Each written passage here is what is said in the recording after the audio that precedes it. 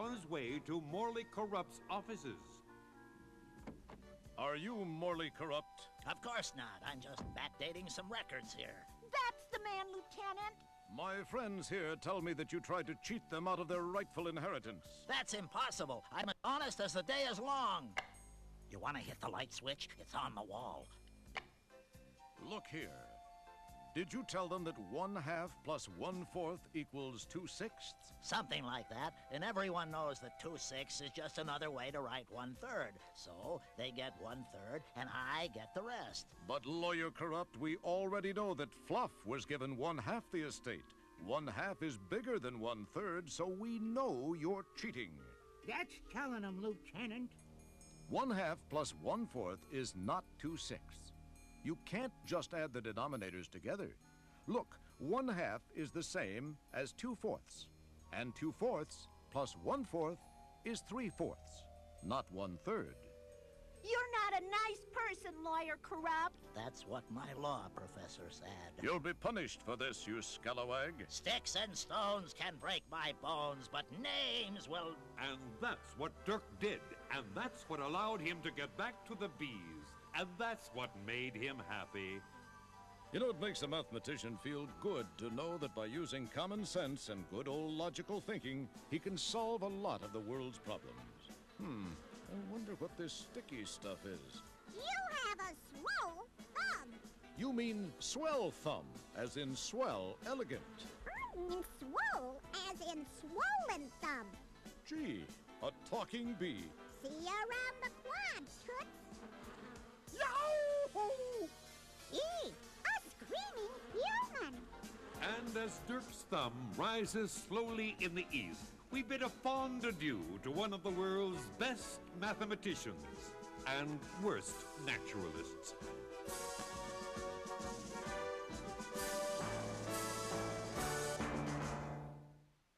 Phred on your head. Hi, I'm Gilbert. I'm the host of the show. I'd like to give a shout out to my friends in I-71 and my class 8E. I'd like to give a shout out to my best cousin, friend, as I call him cousin because he's my best friend. Name is Ruben Estrella, my sister Jahira, and my mom, Linda, and my father, Gilbert. Now check this out. The story you are about to see is a fib, but it's short. The names are made up, but the problems are real. It was Tuesday, 6:43 p.m., and not a trace of smog in the air. We were miles north of Los Angeles, California zip code 91603. I was working the day watch out of MathNet. My partner is George Bowlegs Frankly. Our friend is Bronco Guillermo Gomez. My name is Monday. I'm a mathematician. We've been working and working hard on several mathematical problems which we hoped would bring us closer to a fortune in gold. Gold that was stolen in 1853 from a stagecoach by a desperado named Saddle Sore Capone. We decided to look at a few scenes from previous episodes to get the cobwebs out of our attics. And this is a copy of the map I made. Where did the original map come from, Bronco? It was found on Saddle Sore Capone when he died. The map is in the library, and I've been studying up on the subject a lot, and I copied it there. This doesn't look like a treasure map to me. I mean, treasure maps always have an X where the treasure is buried. You know, X marks the spot. Bronco pointed out that thousands of people had looked for the treasure using part of a map, and no one had found it. I kinda stumbled on it. Look what happens when you see the reflection in this thermos. Reflects. So what? Watch what happens when I put it on the map, right here. I'll be doggone. Dig here. Oh, dig here. That was enough to interest me and George, and we made our way to Mulch Gulch to look for stolen gold. Dijon Moutard, a librarian, warned us about an old desert rat in the area. A foxy old desert person named Rommel. Scruffy Rommel. And? Just be careful, that's all. Be real careful. And we found him. A harmless old fellow named Scruffy who helped us continue our search. We found the treasure! Yahoo! $90,000! I wouldn't have believed it if I hadn't seen it with my own desert rat eyes. Open it up, Pard. sure? No. It's another map. Other part of map. C. Myrer, 1853. Myrer? What does that mean? I don't know. We had assumed it was someone's name, and that someone had the other part of the map. We checked it out. We looked at old records, checked out books, even looked at headstones in the cemetery looking for someone with the name Myrer. We found nothing. We were discouraged, to say the least. We're right back where we started. I ain't. You ain't? I mean, you aren't? Scruffy decided to go back to his beloved desert and left us to ponder the puzzle and play What If? What if C. Myrer isn't a person? What do you mean? I mean, what if the word means something else? It was an interesting hypothesis. Mirror. C. Mirror? And it seemed to work. Other part of the map, C. Mirror. We finally had it. We'd bet on it. What the hex? Hex? A hex is a spell of some kind. Something's funny about that word. Yes, the letters are symmetrical, if that's what you mean. Yes, if you put a mirror along one half, you see the other half. That's why they make the word. What I meant was, maybe he misspelled another word. Hex. Look.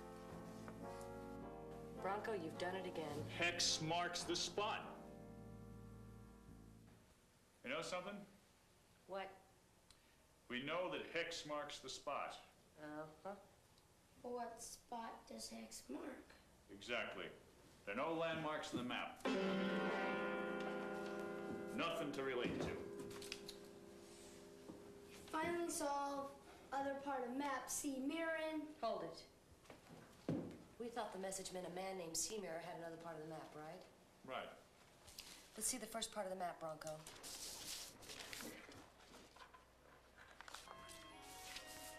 They match. This is the other part of the map. We know that this triangle is to scale. Let's assume this one is too.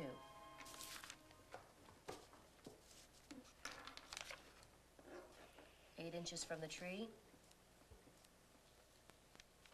6 inches from the dig site. And look, it's identical to the other triangle.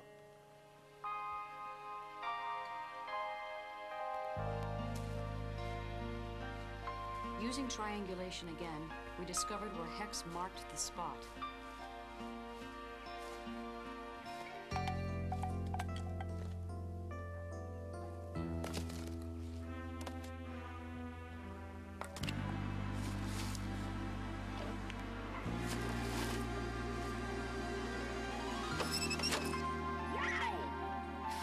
It's the gold. That isn't it lovely? And Bronco, I guess the gold is yours. No strings? No strings. What are you gonna do with it? You're gonna give it to me. Did you say something, Kate? No, but... Up with your hands. Stick 'em up. Mr. Mutard? Shh! What are you doing here? Coming to claim what's my own. Now, all of you, up with your hands in the air. Just a minute, Mr. Mutard. That gold isn't yours. It is now. I've been looking for it my whole life.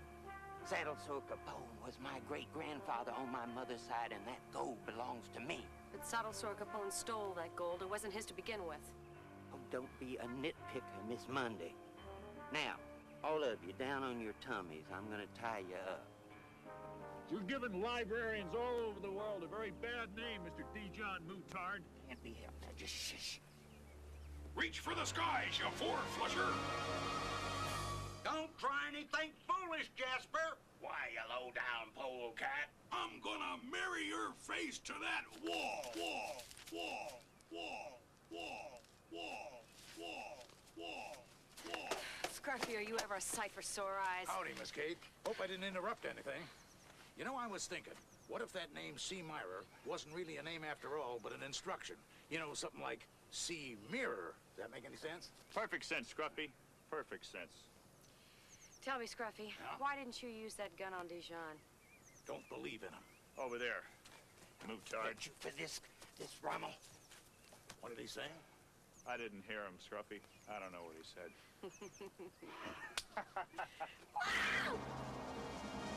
D. John Moutard was convicted of a 211 attempted robbery and a 020.313 disgracing the Dewey Decimal System. Bronco Guillermo Gomez took the $90,000 and saved $80,000 for his college education. The other $10,000 he put in a money market account, figuring the rollover factor would be about 6.7 times his principal in 20 years, if the market stayed healthy.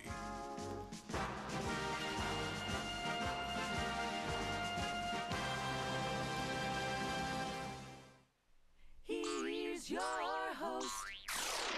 This is the end of the show, Gilbert, and since you've been such a great host,